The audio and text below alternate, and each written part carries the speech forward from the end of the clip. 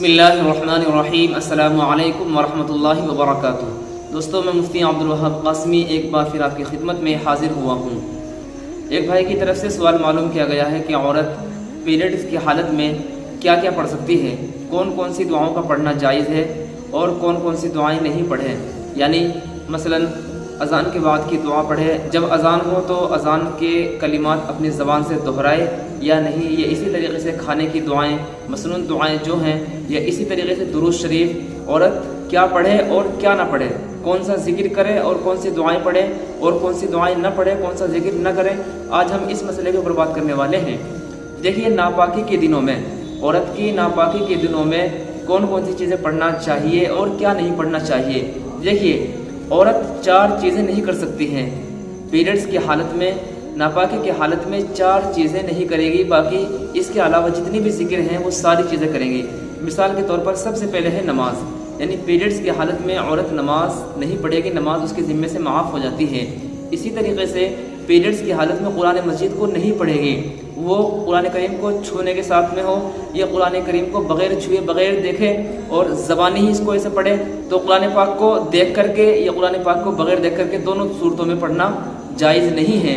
اسی طریقے سے عورت ناپاکی کی حالت میں، ناپاکی کے دنوں میں طواف نہیں کرے گی، اور چوتھی چیز جو ہے وہ روزہ نہیں رکھے گی، یعنی پیریڈز کی حالت میں، ناپاکی کی حالت میں عورت کے لیے روزہ بھی نہیں ہے۔ تو یہ 4 اہم عبادتیں ہیں: روزہ، نماز، طواف اور قرآن۔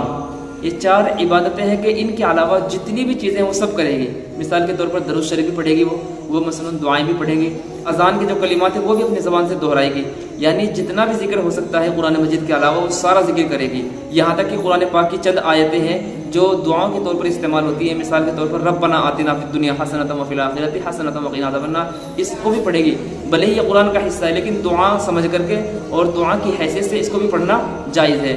تو بہرحال جتنی بھی دعائیں ہیں ساری دعاؤں کو پڑھنا اس کے لیے جائز ہے، اور وہ تسبیحات میں اللہ سبحان اللہ، اللہ اکبر، الحمدللہ، وہ جو چاہے وہ ذکر سب ذکر کر سکتی ہے، لیکن قرآن نہیں پڑھ سکتی ہے۔ تو 4 چیزوں کے علاوہ باقی جتنے بھی اذکار ہیں وہ عورت سب کرے گی، اس لیے کہ قرآن مقدس کے بارے میں حضرت ابن عمر رضی اللہ تعالیٰ عنہ کی روایت ہے کہ اللہ کے نبی صلی اللہ علیہ وسلم نے فرمایا، لا تقرأ الحائض ولا الجنوب شیئا من القرآن، کہ حائضہ اور جنوبی یہ قرآن میں سے کچھ بھی نہیں پڑھ سکتا ہے، یعنی قرآن کو پڑھنا منع ہے اور باقی اذکار کرنا منع نہیں ہے۔ تسبیحات، سبحان اللہ، درود شریف، وہ جتنے بھی اذکار کریں عورت کے لیے وہ سب جائز ہیں اور عورت کو کرنے چاہیے، قرآن کو نہیں پڑھنا چاہیے بس۔ امید ہے بات آپ کی سمجھ میں آئی ہوگی۔ اس ویڈیو کو صدقہ جاریہ سمجھ کر کے آپ لوگ دوسرے بھائیوں تک اور دوسری بہنوں تک پہنچائیں۔ امید ہے بات آپ کی سمجھ میں آئی ہوگی۔ آپ لوگ اس ویڈیو کو خوب زیادہ شیئر کیجیے۔ آپ کے بھی کوئی مسائل ہو، کوئسچنس ہو، ضرور کمنٹ باکس میں لکھیں۔ ملتے ہیں نیکسٹ ویڈیو میں، تب تک کے لیے اجازت۔ السلام علیکم ورحمۃ اللہ وبرکاتہ۔